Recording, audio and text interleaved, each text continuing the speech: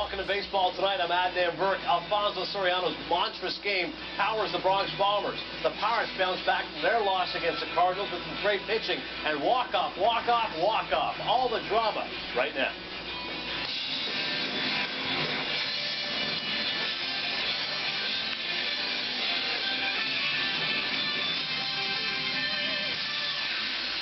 With that, we say welcome to Baseball Tonight alongside Chris Singleton, who's been at the gym most of the night, but now you're fired up and ready to go. He's feeling limber, as is Doug Glanville. Adnan Burke, good to have you with us. Let's get right to it. Pirates and the Cardinals, Wednesday night baseball, a terrific matchup after that demoralizing loss for Pittsburgh. How would they respond? Shelby Miller and company. Here's Mark Mulder on what to expect out of Miller. He struggled a little bit this season against lefties, so keep an eye on Pedro Alvarez in the middle of that order, possibly having a big at-bat in this game. Pedro Alvarez's first at-bat of the game. Thank you, Mr. Mulder. Alvarez is 29th of the year, 1-0 Pirates. Alvarez is so dangerous getting extended. If you don't tie him up, he's going to tie you up by going deep. Later, it's Garrett Jones, 2 batters later. 11th of the year. Miller giving up 2 home runs, 2 lefties. Prophetic, Mark Mulder. Lefties turning things around. Remember, Miller, that last start, a ball off of the arm, so you wonder how he would look coming back tonight. In the 4th inning, that's Tony Sanchez grounding a single into left. Neil Walker scores, 3-zip for the Bucks, and then 2 batters later. They were having a Starling Marte on Tuesday. Well, here, up the middle, they'll dive into second for a double. Pirates win at 5-1. Yeah, I mean, that's a positive sign. You know, they're responding. They had a little disappointing game. Marte struggled, the error caused a run. And then all of a sudden he comes back and gets the big hit. So the Pirates come through. They're 8-4 now versus the Cardinals this season. Alvarez, 41 career RBIs versus the Cards. And Francisco Liriano, 3rd career complete game. He's 2nd in his last 8 starts. Pedro Gomez asked him, when did you know you had your best stuff?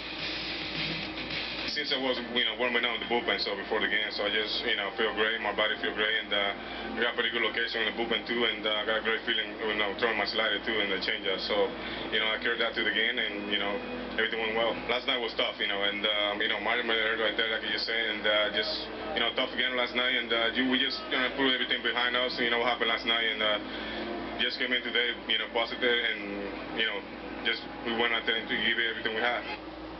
Doug, what did you see from Liriano? Well, I saw pitches that absolutely evaporated in thin air. I mean, they disappeared. As he dropped the sliders to righties, he could come in and drop it again, back foot, and throw it to lefties also. He stayed below the knees, the bottom of the zone, changed speeds, and was on the attack. And he's a guy that, when he has that electric stuff hitting the corners, especially low in the zone with that slider, they had absolutely no chance of making strong contact, and they did in the entire game. I think key, too, the fastball command, when you are throwing it at the knees, then where that slider starts the same spot, you can't lay off it as a hitter when he's throwing strikes at the knees with the fastball, and that's why you get guys chasing balls out of the Pirates and the Cardinals, and Chris Russin on the mound for the Cubs trying to play spoiler. Top of the first, Todd Frazier. First homer since July 1st, his 11th of the season. 200 batting average since that time as well. That's a bat that can be very potent. He didn't get going as the Reds are going to try to make a push in that National League Central as the Pirates and Cardinals beat up on each other this week. Top is 7, Reds up 2-0. Jay Bruce is on second. Zach Ozark, bouncer that stays fair along 3rd off of Carlos Villanueva, and Bruce scores. So the Reds are up 3-0. Top of the 8th, Chris Heisey is on first. Full count. Frazier will double deep to left off of Villanueva. Heisey scores. Reds up 4-0. And one thing about the Reds, they've really struggled hitting right-handed pitchers. They're right-handed batters, so they've relied heavily on guys like Votto and Chu and Bruce, and now the righties had a good game. Joey Votto doubling to right off Villanueva. Frazier scores. The Reds win at 5-0. They've won 15 of their last 16 road games at the Cubs. Give it up for Joey Votto. He's reached base safely in 15 straight games. He's hit .350 in August. As the Cubs have lost 4 straight. Arroyo, 7 innings, none earned. He's been tremendous against the Cubs. Now for Fitz. All right, so you got quite a bit of midweek highlights. Midweek 17. Truth to tell, I sort of lost count heading up to the All-Star game because the Sunday edition of the Week in Review, Baseball Tonight, suddenly disappeared for like a couple of weeks. And our buddy Tim. Hey, welcome to Talk Radio version of the OMSR. So I think this is in 3 parts. I'm looking at the notes here. This is the baseline show, so that you know what the other 2 parts are. But this time around, midweek, I do think it's 17. Got quite a bit of teams and how they're doing, and you can see at this point, based on the record, you know, October's not too far off, who's got a chance and who doesn't. So, in part 1, for sure, Pirates are looking good in that record versus the Cardinals. And it wasn't too long ago, we got this on the channel, that the Cards had the best record. I think that was pre-All-Star. Pedro Alvarez is hitting, still kicking butt. But Liriano's pitching as well. Then you got Cincinnati Reds versus the Chicago Cubs side of things. Got some highlights from Mets versus the Dodgers. And another example of Yasiel Puig's prowess, that throw that he made in that game, so check that out. And then I think we're going to part 2 at this point.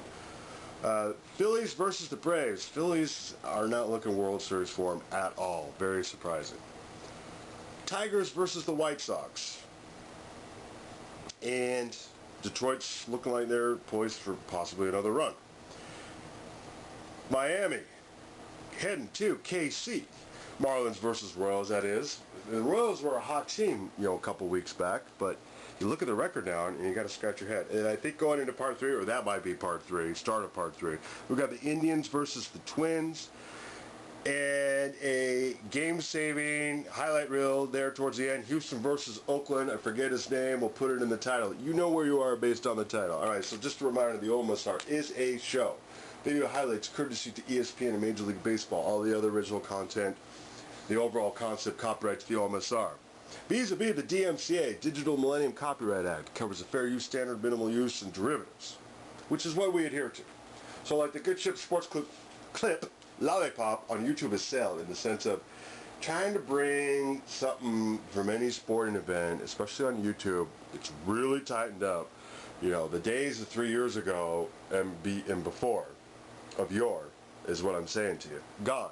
Sailed out of port.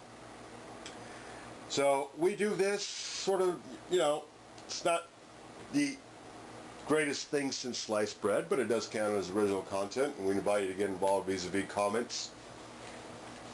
Just keep your thoughts respectful to fellow tubers and the show. And the cool thing about this, I think, in the sense of we've been covering baseball off and on, well, not off and on, but like twice a week.